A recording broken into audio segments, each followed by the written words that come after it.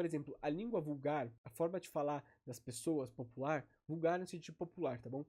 Não no sentido de pornográfico ou uma coisa sem pudor, vamos dizer assim. Vulgar é o que tá na boca do povo, é o popular. A língua popular, a língua vulgar, ela é o mecanismo de excelência da evolução da língua. Então, para quem duvida disso, eu acho que eu tô querendo defender, romantizar o empobrecimento da língua. Veja bem, o português, as línguas latinas, qualquer língua só existe porque existe uma deturpação, existe um desvio do que se entende como gramática normativa ou como língua padrão, vamos usar o exemplo do latim, né? Então existe um desvio do latim para formar o que se entende hoje como português, como francês, como espanhol, como catalão, como galego, como, enfim, entende? Ou seja, só a língua popular, vulgar, as corrupções, a corruptela que é criada a partir desse uso da língua mais espontâneo, é o que faz a língua evoluir. E é o que faz, por excelência, uma língua se distanciar a ponto de se tornar uma língua diferente. Politicamente a gente conhece uma língua diferente, mas pode não ser. É difícil dizer fatores linguísticos somente, mas enfim, é o que leva, por exemplo, a uma consideração política, social de ser uma língua diferente. Então, as pessoas que dizem que o nível coloquial,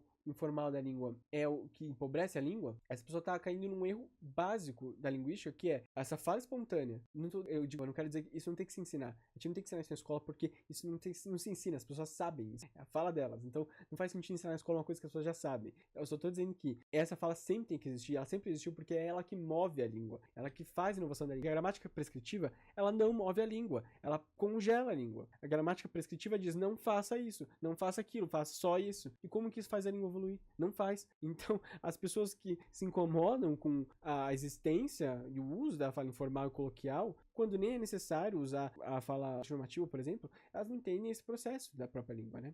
A primeira coisa sobre a qual a gente vai falar hoje tem a ver com um comentário que deixaram num vídeo, um vídeo recente, que saiu essa semana, aliás, que é o vídeo sobre o diminutivo estar errado ou não. Então vejam lá, essa pessoa faz vídeos no Instagram e ela vai lá e diz que você tá falando tudo errado, que não é casinha, é casebre, que não é flor, é fósculo, enfim, que pessoas que não sabem usar vírgula não são pessoas com quem vale a pena ter um relacionamento, coisas assim, nesse nível, né? E aí, então, eu fiz uma react a esse vídeo, expliquei pelo ponto de vista linguístico que não faz sentido essa prescrição e chamar as pessoas de qualquer coisa negativa, pejorativa, não faz sentido a partir da linguagem do jeito que ela fez, enfim. E aí esse cara aqui, aliás, teve comentários muito positivos, a maior parte das pessoas foi muito... tem uma recepção muito boa. Espero que é porque eu consegui explicar bem o que era pra ser explicado, né? Como eu disse, aqui eu estou produzindo conteúdo, eu estou passando informação adiante do mundo da ciência da linguagem, então espero que tenha sido um trabalho bem feito. De Fábio BZN disse assim, ó, cara, a linguagem informal e coloquial é apenas uma variação. Falar conforme a norma não é ser elitizado ou desmerecer o modo de fala, mas apresentar maneiras mais adequadas de utilizar a língua. Pare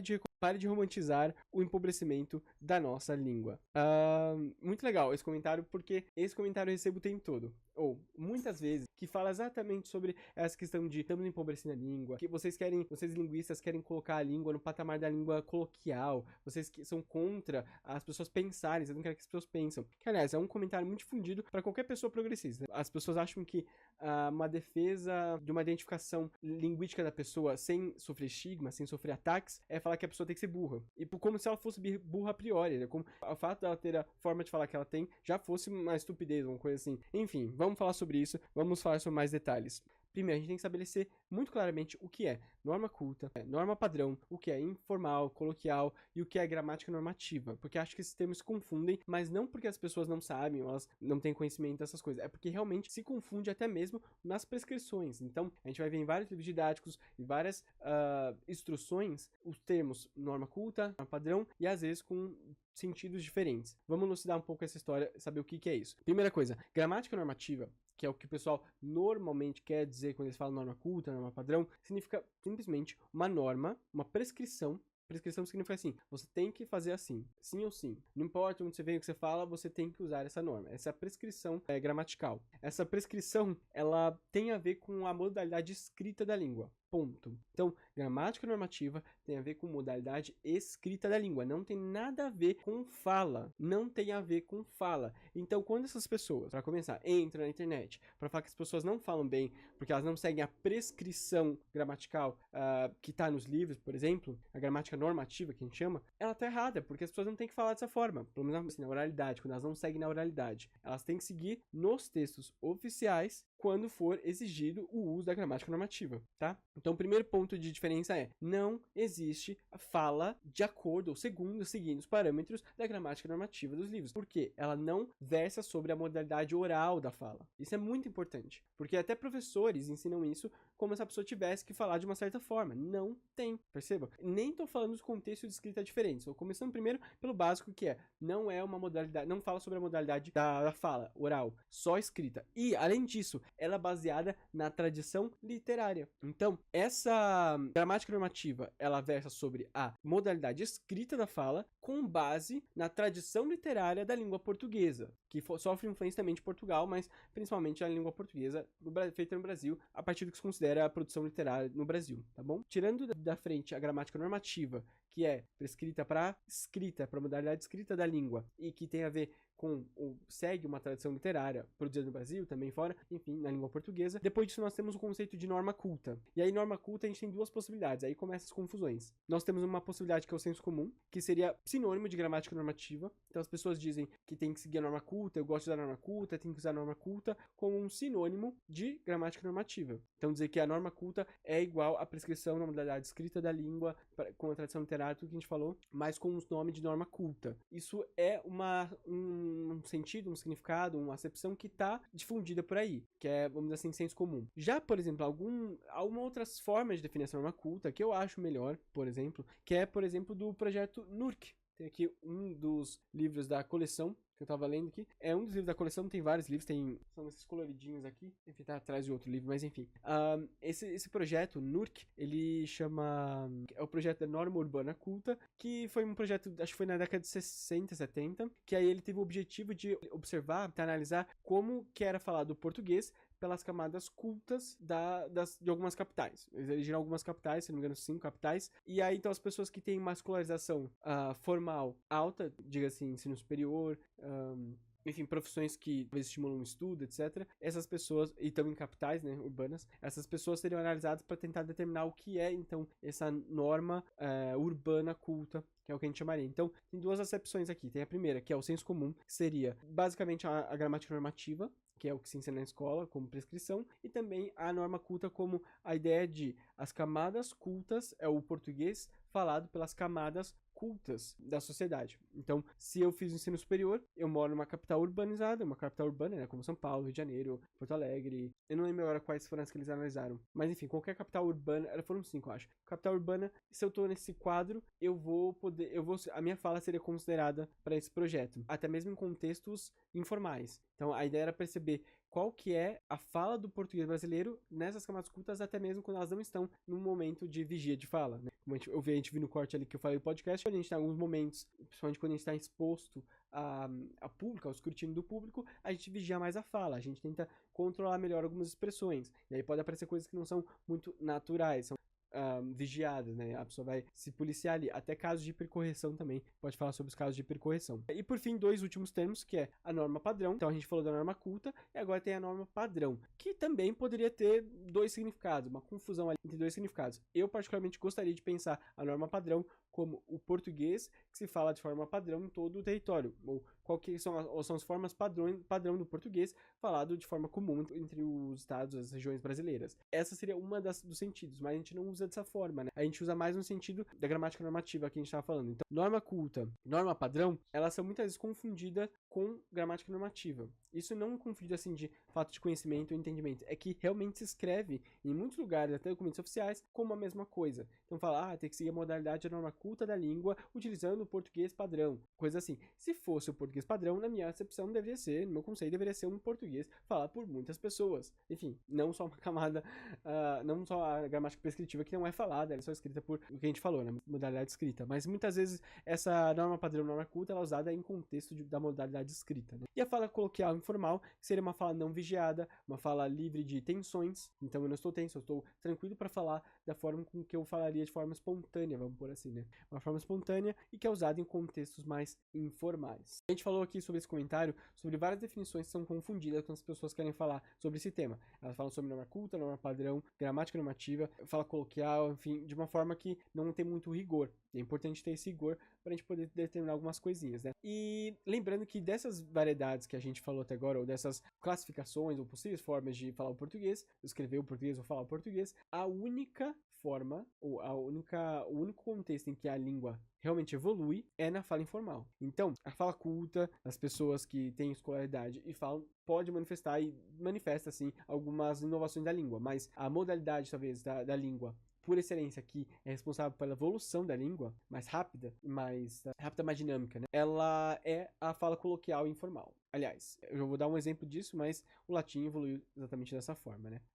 Quanto à questão do empobrecimento, então esse comentário também falava sobre o empobrecimento da língua. Então a gente acabou de estabelecer que existem diferentes distinções entre norma culta, norma padrão, etc. E que não necessariamente norma culta, norma padrão tem que ser o que a pessoa aprende como gramática normativa na escola. Norma culta pode ser só o português falado por pessoas cultas, que são pessoas que são escolarizadas, pessoas que tiveram um ensino superior completo, que revelam um certo domínio da língua que é avançado. Quem faz curso superior tem que ter um domínio muito claro da língua. Tanto que você não precisa fazer prova de de nível de idioma, teste de nível de um idioma, se você tem um curso superior naquela língua. Porque pressupõe, se você chegou a fazer um curso superior, ensino superior, em que ali a produção, o contato com a produção de conteúdos inéditos, você naquela língua, você tem a capacidade plena de falar aquela língua, tá? Agora, quanto à questão do empobrecimento da língua, eu queria mostrar para vocês esse texto só porque ele reproduz exatamente essa fala que a gente viu nesse comentário. Então eu quero mostrar para vocês que esse discurso não é uma exceção, ele está presente em vários lugares, né, da nossa sociedade. Esse texto está aqui no site Cyberdúvidas da Língua Portuguesa, que é um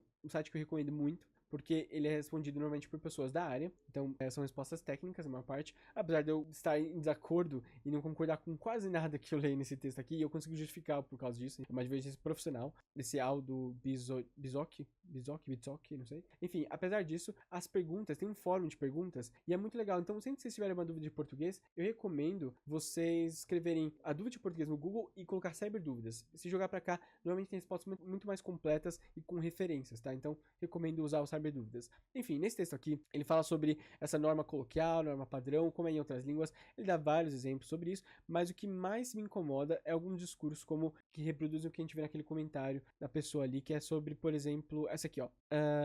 Eles falaram sobre o projeto NURC, que eu falei, esse projeto da avaliação da norma culta, das camadas do Brasil que falam o português culto, e eles falam assim, eles questionam, por exemplo, essa ideia da norma urbana culta, dizendo que eles só avaliaram quem tem nível superior, diploma de nível superior e vivência urbana. E ele diz assim, ter diploma superior não é atestado de cultura. E essa vivência urbana foi aferida apenas 5 capitais, e que tinha na época mais de um século de fundação e um certo número mínimo de habitantes, que eu acho que são critérios razoáveis, e eu não entendo qual que seria o problema de você, porque isso não é atestado de cultura. O problema é que a gente não tem um atestado de cultura, né? O que é um atestado de cultura? Ninguém nesse projeto falou que o termo ensino superior é atestado de cultura. Veja bem, a ideia desse projeto não é falar, essa pessoa tem um atestado de cultura porque ela fez ensino superior. É simplesmente dizer, nós queremos avaliar a camada de fala culta do Brasil. Fala culta pressupõe um domínio avançado da língua, pessoas que estudaram, se debruçaram sobre a língua, passaram por várias avaliações que levaram em conta a sua forma de escrever, por exemplo, até a forma de falar, porque elas tiveram que apresentar oralmente, muitas vezes, muitos trabalhos, e essa camada a gente vai chamar de norma culta.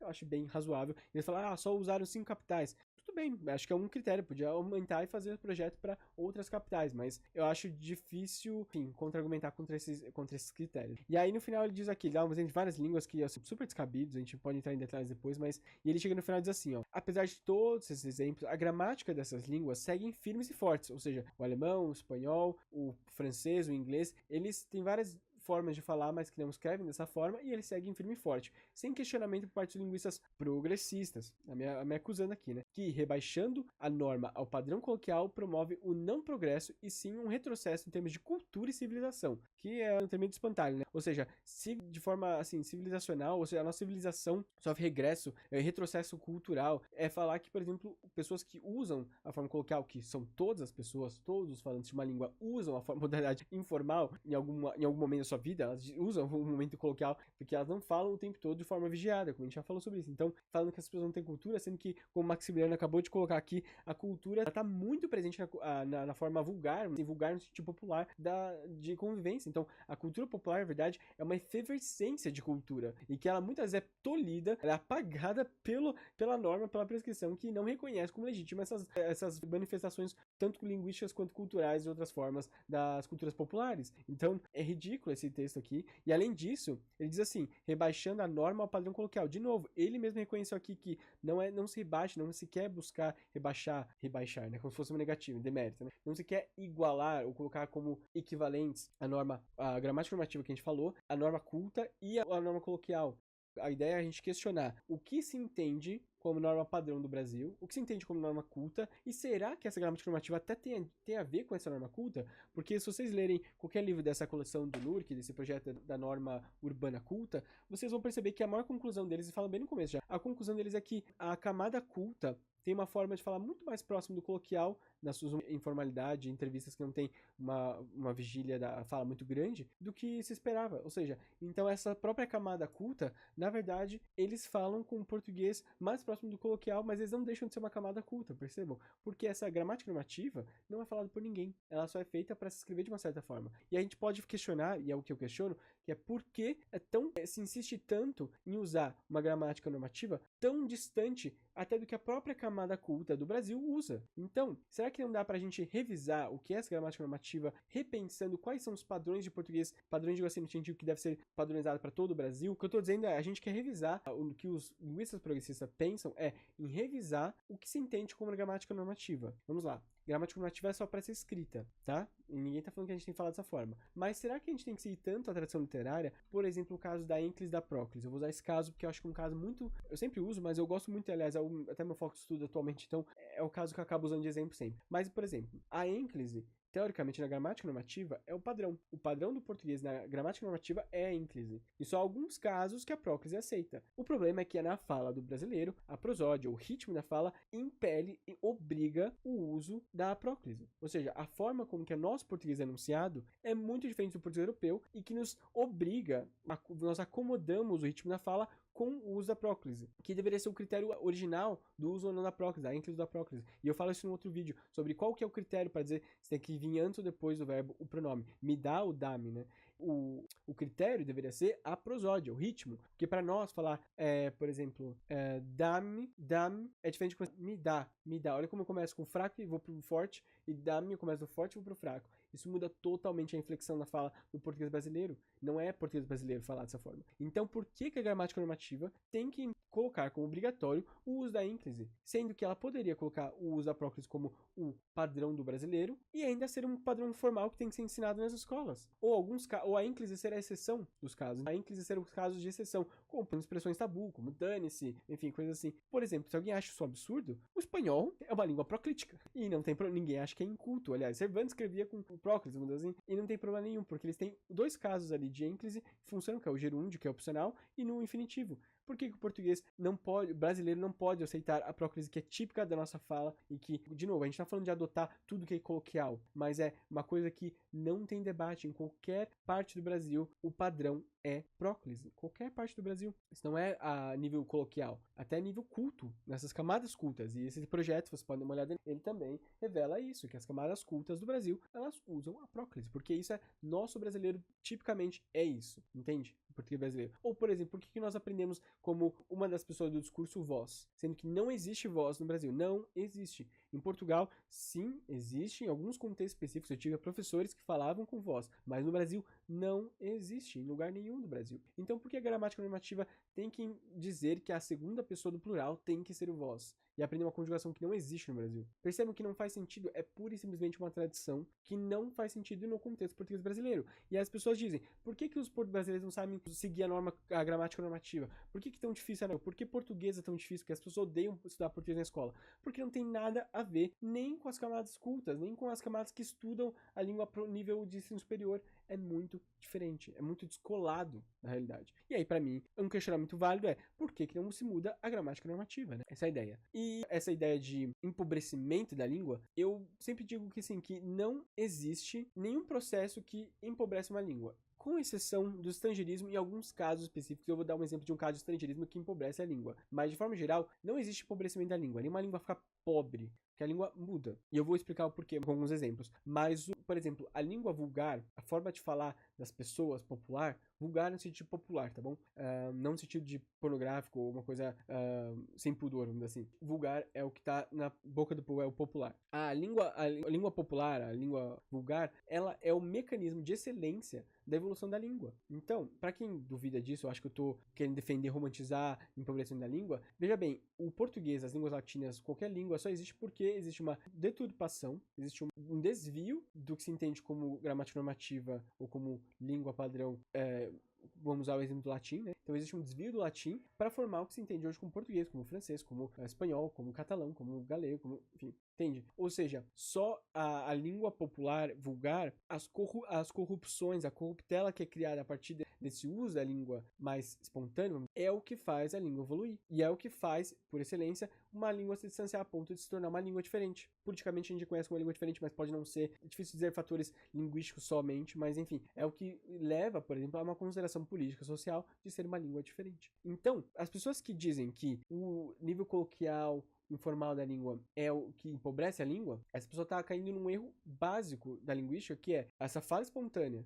Eu não quero dizer que isso não tem que se ensinar. A gente não tem que ensinar isso na escola porque isso não se ensina, as pessoas sabem, isso é a fala delas. Então, não faz sentido ensinar na escola uma coisa que as pessoas já sabem. Eu só estou dizendo que essa fala sempre tem que existir, ela sempre existiu porque é ela que move a língua, ela que faz a inovação da língua. A gramática prescritiva, ela não move a língua, ela congela a língua. A gramática prescritiva diz, não faça isso, não faça aquilo, faça só isso. E como que isso faz a língua evoluir? Não faz. Então, as pessoas que se incomodam com a existência e o uso da fala informal e coloquial, quando nem é necessário usar a fala normativa, por exemplo, elas não entendem esse processo da própria língua, né? Então, por exemplo, a gente estava falando aqui dos diminutivos, né? Casinha, não importa que de forma culta ou tradicionalmente, o diminutivo de casinha é casebre. Inho, inha, é um processo de formação de palavras muito produtivo na língua portuguesa desde o século XIII. É o mais produtivo nos diminutivos e é um dos mais produtivos da língua portuguesa, desde sempre, entende? E questionar isso é não perceber a evolução da língua, os mecanismos dinâmicos da própria língua, que fazem, por meio da própria língua, novas palavras. Então eu fico pensando, como que pode o português se empobrecer se, a partir dos próprios processos de formação do português, se cria novas palavras em português? Isso é empobrecer?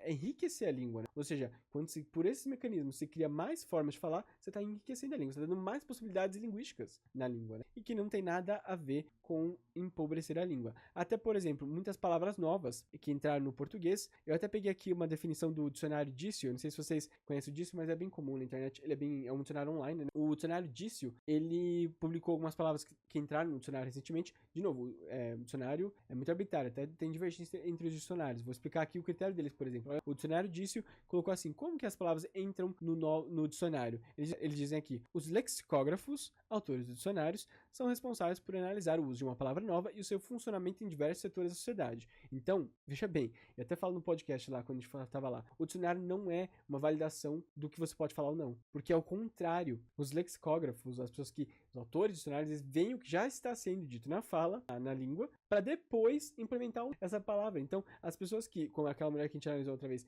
que idolatram o vocabulário e dizem, olha, isso não está no dicionário, você não pode falar. Meu bem, é o contrário. Só existe no dicionário porque a gente fala. E, aliás, a gente já deve falar há muito mais tempo do que antes mesmo de entrar no dicionário, sim, porque eles podem não reconhecer. E ali diz ainda nessa definição, ou nessa explicação de como chega a palavra no dicionário. Quando essa palavra é usada pelas pessoas e validada por veículos de comunicação, como a imprensa em textos literários, veja bem, qual que é o critério? O objetivo, né? É usado pelas pessoas, que é o que para mim é o mais válido disso aí, e validado por veículos de comunicação, com a imprensa em textos literários. Então eles esperam a validação desses meios para poder considerar uma palavra como parte ou não do lexicon brasileiro. que parece um absurdo, porque ela já está sendo dita e usada pelas pessoas, né? Mas enfim. Aí ela é inserida no dicionário. Enfim, aí outras etapas desse processo, observação da origem da palavra e regras ortográficas e morfológicas do português. Percebam então que essas, por exemplo, não vai entrar a palavra call, é isso que eu quero dizer.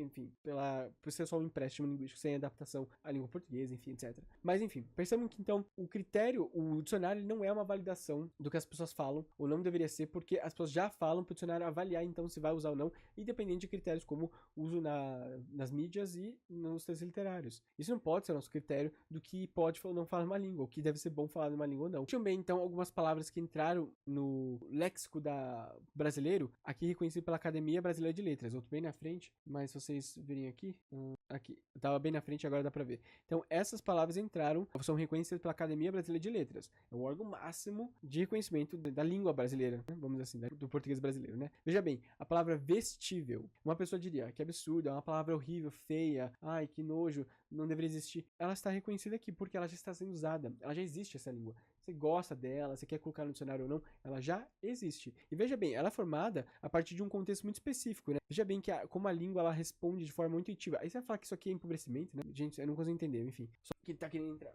Caramba. Ficou no rabo dele.